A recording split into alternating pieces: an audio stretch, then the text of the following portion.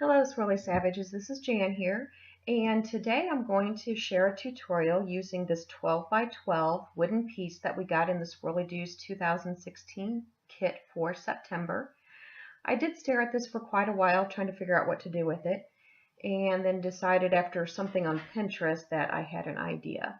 So the first thing to do here, if you're going to follow along, is to divide the piece into 4 equal strips.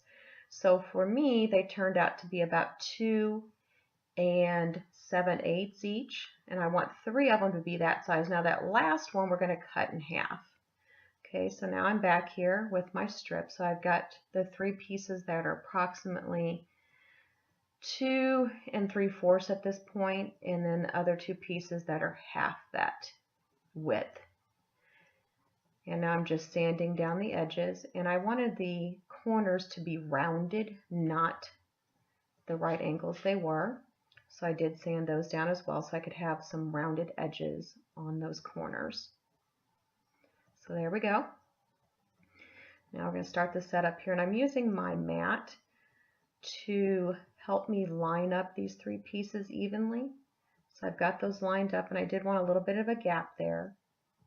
And then I'm using 3D gloss gel to attach the other strips across the top and the bottom. And they were about 8 3/4 of an inch long. Okay, now I'm using some tiny nails and nailing in here. Don't really need this, but I wanted it on there for the look.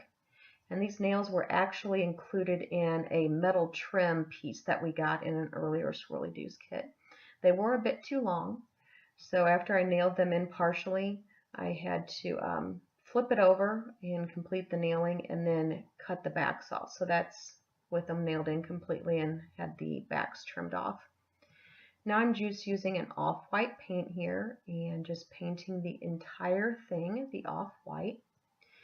Now I'm using a teal color. I'm just doing a dry brush, so we're just brushing this on here randomly, not covering the entire piece, just dry brushing on here for looking for an old weathered wood look here. So I started out with a foam brush and then I switched over to an actual paint brush to finish this off. And again, we're not covering the entire piece with the teal.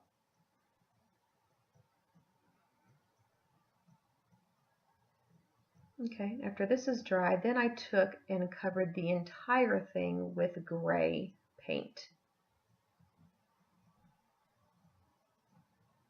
Get all the edges good. This one I wanted on the entire piece. Once we've got that covered, I went ahead and hit it with the heat gun to dry it. And now I'm going to be doing a dry brush again with the red. And you can choose any colors that you want. You're looking for 3 colors with your base off-white, or you could do a different base color if you would like. So again, we're just doing a dry brush on the red. Okay, and about done here. Now I'm going to go ahead and hit this with the heat gun again. Make sure it's good and dry, and then start sanding the piece. So now what you're going to do is start sanding to get that weathered look. Sand off some of the edges. So you're sanding all the way through the gray so you can get some of that teal to come through again. And this will mute that red, as you can see. So you're going to have some of the red, some of the gray, and some of the teal coming through, even all the way down to the off-white. And just sand that till you've got it how you want it. I did want to go ahead and keep the grain, the sanding going all the same way on the 3 background pieces. Okay. And now I want to go ahead and figure out the flower layout that I'm going to have on this piece, and that's important because we're going to put some words on here. So you need to know how much space you're going to have left for the wording. All of these flowers were included in the September kit. The leaves were from a prior Swirly Doos kit, and I do believe the keys were just something from my stash. And then I'm taking some of the twine from my stash, just making some bows to stick under a couple of the flowers. And then I'm using some of the holly pieces that we received in the Swirly Doos September kit. And I'm just bending the wires in half. So I've got 2 of the holly berries sticking out. We're just going to add those in there. There's the trick again, cutting a flower in half. That way it goes further. Then I decided I wanted to grab some white flowers from my stash. I actually purchased them from the Swirly Doos store a while back. Okay, and now I went and used my Cricut to cut this out, and I used shelf liner paper to cut it and ripped and of course peeled off the backing so it's all sticky, and then I've got an adhesive stencil to stick down. And at this point I'm just using a foam brush and dabbing in the black acrylic paint in the stencil. Once we're done, we'll go ahead and peel that up. And there you've got your words. And then some of those smaller letters didn't turn out so well, so I actually just used a marker and filled in what was missing there.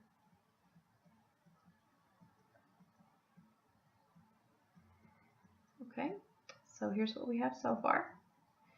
Now it's time to go ahead and go back and start adding the flowers.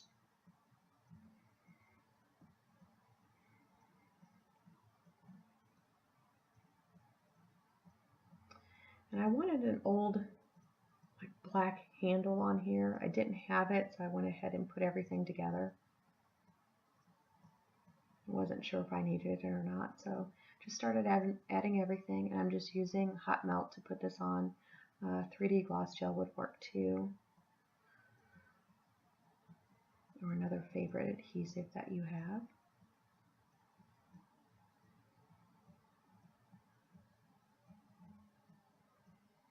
Just doing a small cluster in the top and our big main cluster here. Start building that up. And then I had a little cluster down at the bottom as well.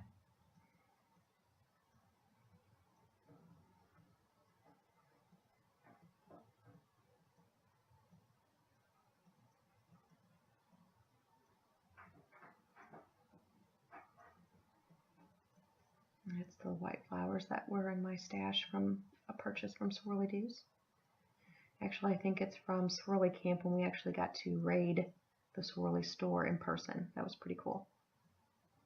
There's the half flower. See, it's going to get covered up, so no point in having the whole thing there. And then you can use the other half on another place. So that's one way to make things go further. Okay, we're almost done with this little flower cluster here. And we're just going to start sticking some of those holly berries in. These velvet leaves are from Petaloo, and they do have the wire in the back, so I was actually bending some of the wire up to give more depth and dimension to the flower cluster here.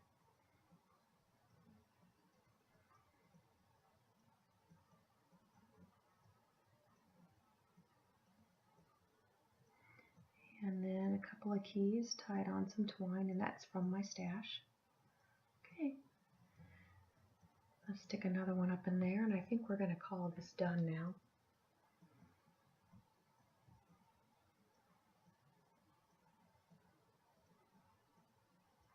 And there you go. A little mini palette sign. And I did get this idea from something I'd pinned off of Pinterest that looked like a mini barn door, so that's kind of what I was going here for. I did decide after I had this all completed that yes, I did need that little black handle. So I went to Lowe's and got the handle. It only cost $1.48, I believe, with tax. So there's the black handle that I added in. And I used 3D gloss gel to attach that and a couple of clamps until it dried. Only thing left to do is add a picture hanger on the back and it'll be ready to go.